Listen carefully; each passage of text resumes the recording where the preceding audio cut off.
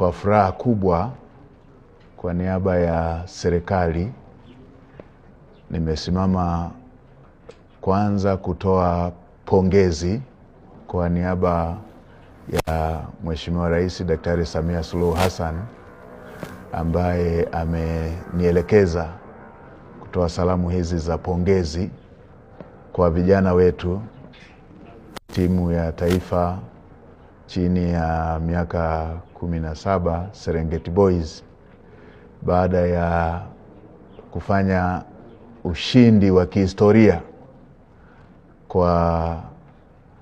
kutinga hatua ya fainali,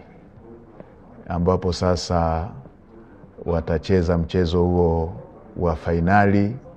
wakiwa wamepeperusha vyema sana bendera ya nchi yetu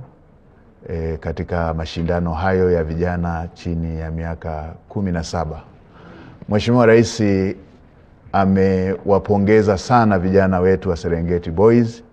na katika pongezi hizo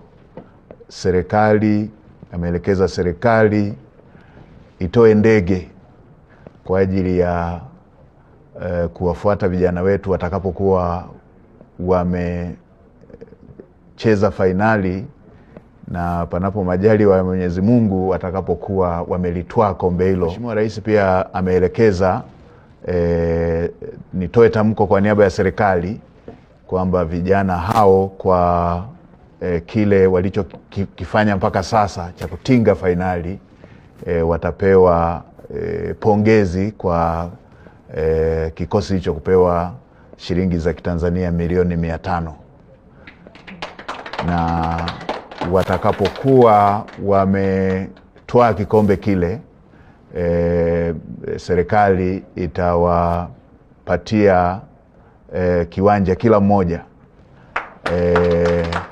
kwenye mji wenye utulivu wa Morogoro, pale eneo la Suluhu New City,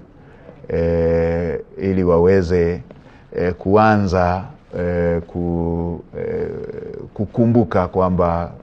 waliwahi kufanya jambo kubwa kwa nchi yetu